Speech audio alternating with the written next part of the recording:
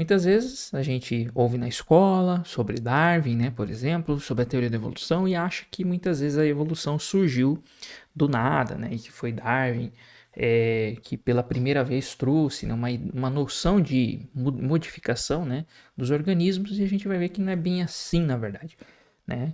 A gente vai ver que existe todo um contexto histórico, claro que Darwin foi muito importante e com Darwin a gente poderia estabelecer ali que a gente tem pela primeira vez as ideias é, mais próximas, né, do que a gente tem hoje sobre evolução, mas se a gente for pensar em noção de mudança de organismos, a gente pode jogar um pouquinho mais para trás isso, tá?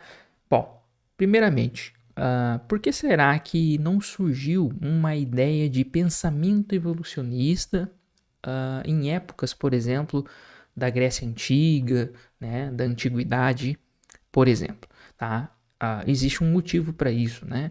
Muitos historiadores, né, ao estudarem aí um pouco a história das civilizações, né, dizem que as civilizações antigas, né, até mesmo as civilizações pré-históricas, eram civilizações que acreditavam numa natureza viva, né, ou seja, tinham muito fortemente enraigada a ideia ali de deuses ou pelo menos de espíritos, né, que faziam parte da natureza, né, e que davam esse aspecto vivo para a própria natureza. E quando a gente olha para algumas civilizações já antigas, né, mas dos períodos históricos, por exemplo, e não de momento de períodos arqueológicos, né, mas já períodos históricos, como os egípcios, os babilônios, e também, por exemplo, os sumérios e assim por diante, a gente vai ver, por exemplo, né, que esses povos eles até tinham um bom desenvolvimento, né, da matemática, da geometria, é, tinham desenvolvimento, né, de outras áreas, até mesmo da astronomia, né, que não era exatamente astronomia, mas que ela surge como astrologia, mas era uma maneira, pelo menos, de medir, né, de tirar aí medidas, por exemplo, do posicionamento das estrelas, movimento dos astros, etc.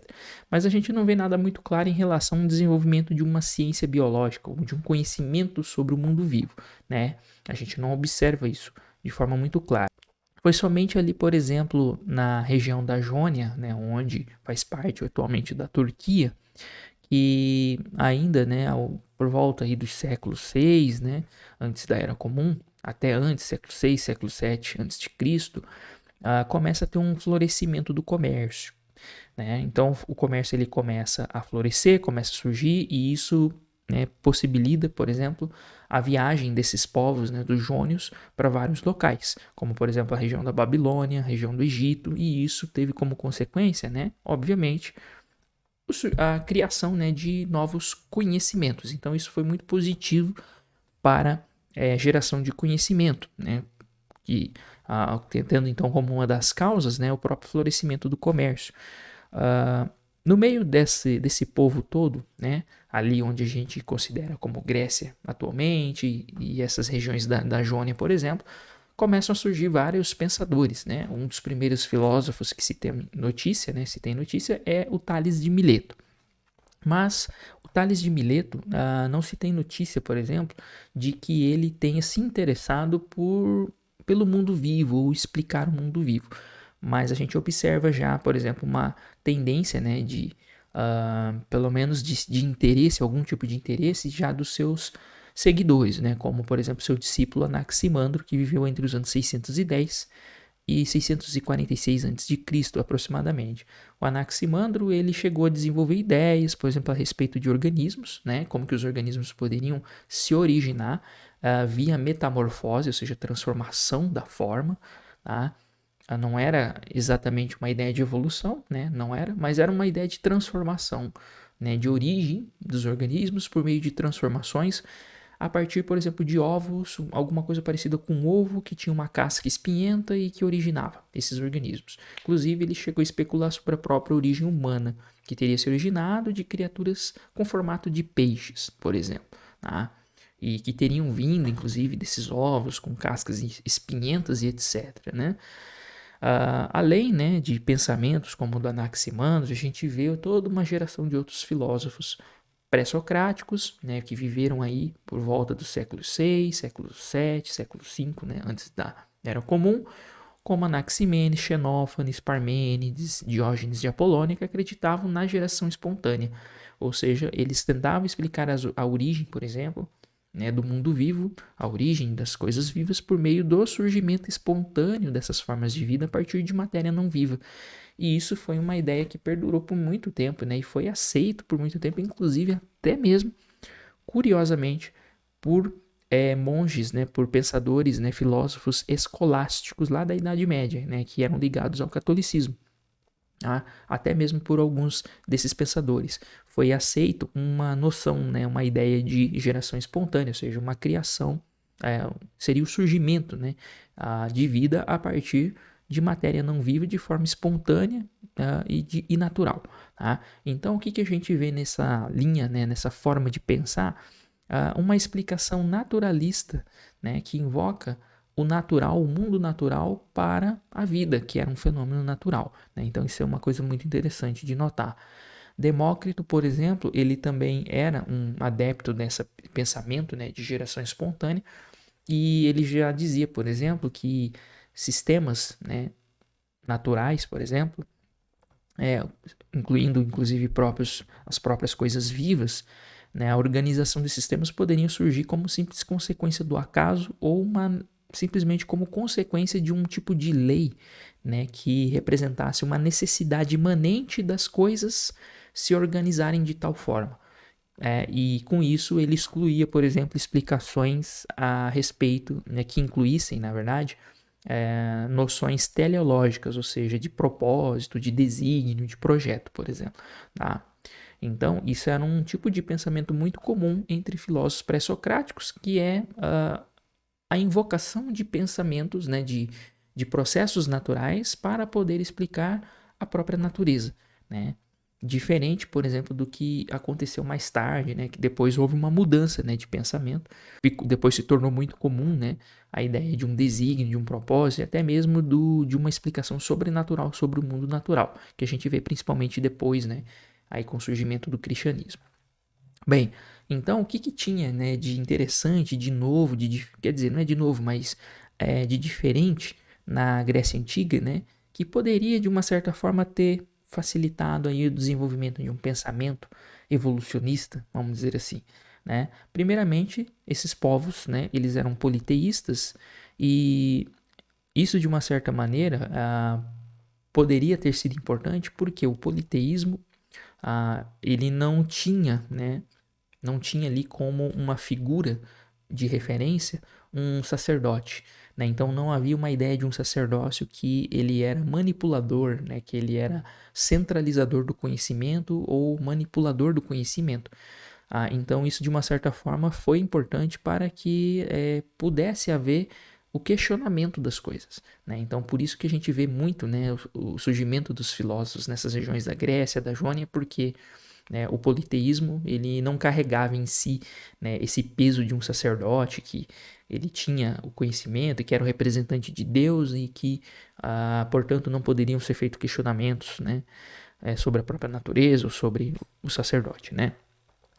Então isso foi algo interessante, além do fato também da gente observar então nesses filósofos pré-socráticos todos esses outros aspectos que já foram discutidos, que envolve, por exemplo, a crença em atos de criação, né, da natureza, mas desdeificados, ou seja, que não envolviam diretamente a ação direta ou a vontade de deuses, né, e portanto eles não eram origens, né, ou não eram criações que envolvia uma teleologia, né? Não envolvia um projeto e um desígnio. Isso é muito interessante de notar. Ainda na tradição da grega antiga, a gente pode observar, pelo menos em relação ao desenvolvimento, né, do pensamento biológico, né, quando a gente olha para a história, três escolas, né, de pensamento, três tradições que se desenvolveram não necessariamente uma após a outra, mas que se desenvolveram aí durante, até mesmo de forma concomitante em alguns casos, ao longo aí da antiguidade. Né? Uma delas é a tradição da própria história natural, que provavelmente tem suas origens aí na pré-história, né? Que envolve o conhecimento de plantas e animais locais, né? De coisas mais básicas, que é algo que já não era observado de forma muito clara, pelo menos, não se tem muito conhecimento lá de babilônios, por exemplo, né? Nem dos sumérios. A tradição de uma filosofia que surge, então, na Grécia, né? O primeiro filósofo, né, conhecido, que é dito pelos historiadores, né, seria Tales de Mileto, seguido por Anaximandro, Anaximenes e toda essa geração de filósofos aí pré-socráticos, né, que são esses filósofos, inclusive, que eram muito adeptos né, de explicações naturalistas para fenômenos naturais. E uma tradição biomédica que surge depois, que também foi importante, né, para o desenvolvimento da medicina, que é onde surgem muitas formas de pensar, né, criação de teorias sobre a anatomia do ser humano, sobre a fisiologia, o funcionamento, né, da fisiologia humana. Bem, seguindo aqui o nosso caminho histórico, a gente chega em Platão e aqui as coisas começam a ficar um pouco diferentes, porque até então, nesses filósofos pré-socráticos, a gente poderia dizer que havia ali uma possibilidade de o desenvolvimento uh, iminente, né, de um tipo de pensamento evolucionista, que talvez ia surgir algum filósofo que ia ter algum insight, alguma ideia que pudesse remeter, mesmo que de uma forma muito rudimentar, uma ideia de evolução, de explicação para a vida, não só para a origem, mas para o próprio desenvolvimento da vida, né? Mas isso não aconteceu. O que aconteceu, na verdade, foi que após aí o surgimento, então, de Platão, né, que viveu entre os anos 427 e 347, antes da Era Comum, Platão tinha uma série de pensamentos que foi uma influência bastante negativa. Inclusive, nas palavras de Ernst Mayr, que dizia que Platão, né, tem a sua importância inegável para a filosofia, porém, devo dizer que para a biologia ele foi um desastre. Isso palavras do Ernst Mayr, né? Ou seja, muitos historiadores e filósofos entendem que de fato Platão ele desenvolveu uma série de pensamentos que foram muito ruins para o desenvolvimento de uma biologia posterior, especialmente um pensamento evolutivo, né, de uma biologia evolutiva. Bom, esses pensamentos aí, então, né, do Platão incluíam uma ideia de crença, né, uma crença no essencialismo. O que era o essencialismo? Era a ideia de que havia essências na natureza, né, que um conjunto de objetos que nós observamos no mundo natural, ele possui uma essência no mundo físico, e essa essência ela é imutável. Então, o problema de todos esses pensamentos, né, era o fato de estar relacionado em algum grau, em algum nível, à imutabilidade. Da mesma forma, por exemplo, ele acreditava num poder criativo, bem diferente, obviamente, né, que é chamado de demiurgo. Né? Então ele acreditava que havia um poder na natureza criativo que criava as coisas, muito diferente de um pensamento, digamos assim, de um ato criativo de um deus monoteísta, mas que de certa forma pode ser que tenha influenciado mais para frente, né, um pensamento cristão, tenha se baseado nesses pensamentos de Aristóteles, embora os pensamentos dele sobre um ato criativo sejam um pouco diferentes do que veio a ser depois uma crença no monoteísmo, por exemplo. Além disso, o Platão ele acreditava num universo que era animado, né? E que era harmonioso, ou seja, de uma certa forma tinha ali envolvimento de uma ideia de perfeição por trás do universo. E claro, uma crença na alma que também implicava em imutabilidade, né? Numa essência e numa imutabilidade. Então tudo isso, de uma certa forma, foi algo prejudicial, né? Para o desenvolvimento de um pensamento biológico, especialmente numa ideia de mudança, né? No mundo biológico. Aristóteles também não foi muito diferente, embora Aristóteles tenha tido pontos muito positivos para a biologia, principalmente por ter sido um dos primeiros a fazer descrições anatômicas de diversos grupos de animais, criar sistemas de classificação, que alguns historiadores, né, da biologia até mesmo dizem, né, que pode até ter sido superior em alguns aspectos ao do Linneu que veio depois, né, que é o sueco que surgiu mais tarde. Bem, então teve sim algumas contribuições importantes, inclusive ele é considerado o primeiro naturalista, né? Talvez o criador aí, né? O fundador da história natural. Mas ele também tinha coisas que eram complicadas e também tiveram influências negativas, né? Um surgimento de um pensamento evolutivo, que também inclui essa crença num princípio teleonômico, né? Que é chamado de eidos, né? Embora alguns autores associem essa crença do Aristóteles, por exemplo, algo parecido com o que a gente atribui hoje ao programa genético de desenvolvimento, né? Mas aí é uma outra história. Mas de uma certa forma ele acreditava que as espécies eram fixas, né? Plantas e animais, por exemplo, eram eternos, eles nem eram criados e, e também não eram extintos, né? Então, Aristóteles não abria espaço, né, para uma ideia, vamos dizer assim, de mutabilidade das coisas. E também acreditava no mundo perfeito, né? No mundo perfeito que excluía basicamente uma crença, né, na evolução, uma transformação ao longo do tempo. Bem, além de tudo isso, né, nós temos o desenvolvimento pós-Aristóteles ainda, né, das escolas, né, das tradições filosóficas da Grécia, né, das três que foram mencionadas agora há pouco, elas se desenvolveram, e paralelo a isso também outras formas de pensar foram surgindo, né, e foram basicamente criando-se polarização entre algumas ideias, como por exemplo a ideia entre os epicuristas e os estoicos, por exemplo. Né? Então tínhamos a escola de Epicuro, né? Que se baseava também nas ideias de Demócrito, que eles tinham um conjunto de crenças muito bem definidas, né? Que incluía na crença de átomos, partículas indivisíveis, né? Demócrito, que eram imutáveis, acreditavam na colisão ao acaso dessas partículas que pudessem dar origem a estruturas do mundo físico.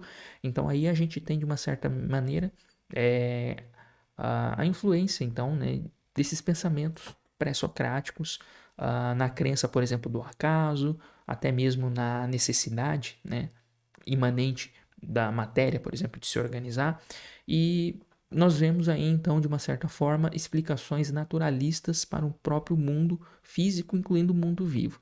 Né? Então, uma coisa interessante de se notar do pensamento dos epicuristas era isso: explicações naturalistas para um mundo vivo, crença no acaso, ou seja, que o acaso pode explicar a organização de algumas coisas. E rejeitavam, basicamente, um pensamento teleológico, ou seja, que envolvesse uma ideia de propósito, de direcionamento e intencionalidade, por exemplo. E o que era exatamente o contrário dos estoicos, né? Os estoicos já pensavam que acreditavam no mundo planejado, rejeitavam o acaso, aceitavam então que o mundo ele tinha um aspecto teleológico e determinístico, e isso foi, né, mais tarde então uma influência, inclusive, para o próprio desenvolvimento, né, de uma filosofia ali cristã, né, e influenciou inclusive o surgimento da própria teologia natural posteriormente, tá? Muito bem. Então, percebam o seguinte, que até antes de Platão e Aristóteles, a gente tinha alguns elementos ali no pensamento dos filósofos pré-socráticos, naquele ambiente todo, né, de desenvolvimento intelectual da Jônia ou da Grécia antiga, que poderia, né, ter influenciado positivamente o desenvolvimento de uma ciência naturalista para a vida, né? Uma explicação naturalista para a vida, seja para sua origem ou para o seu desenvolvimento, por meio de uma evolução, por exemplo. Né? Que elementos eram esses? Né? Basicamente eram elementos que invocavam processos naturais para explicar, né, o próprio mundo vivo, que era considerado, né, obviamente, como parte do mundo natural também. Então, explicações de causas naturais para o mundo natural. Uma certa medida e uma atenção dada para a questão do acaso. Então você vê que tem elementos ali por trás, tem uma desdeificação dos atos de criação, então assim tem um certo afastamento das explicações sobrenaturais que envolvam deuses, por exemplo. Então isso já era um ponto positivo. Só que por outro lado, né, depois nós temos também, inclusive como parte da crença desses filósofos pré-socráticos, né, de um mundo eterno, né, de um universo eterno, ou seja, então eles não tinham uma noção de tempo como de um tempo transcorrido, né, mas uma noção de tempo mais cíclico, né. Então, segundo alguns historiadores, isso também foi um ponto negativo, na verdade, ao invés de ser positivo, né, por incrível que pareça.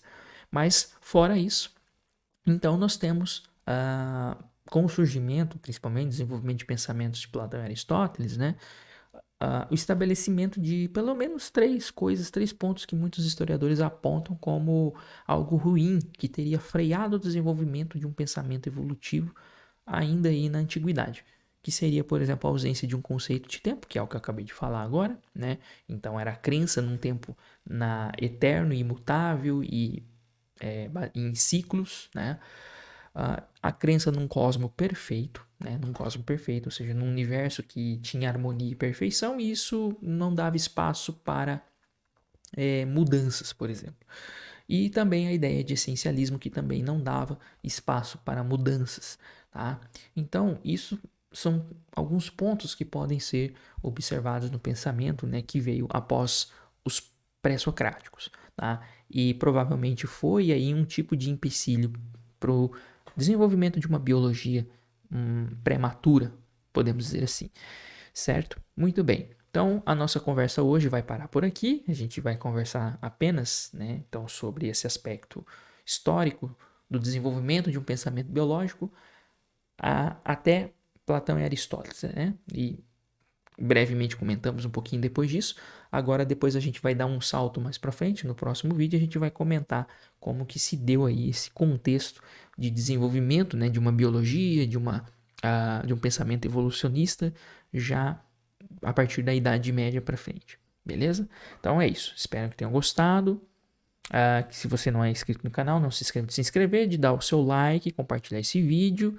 E é isso. Muito obrigado e nos vemos na próxima.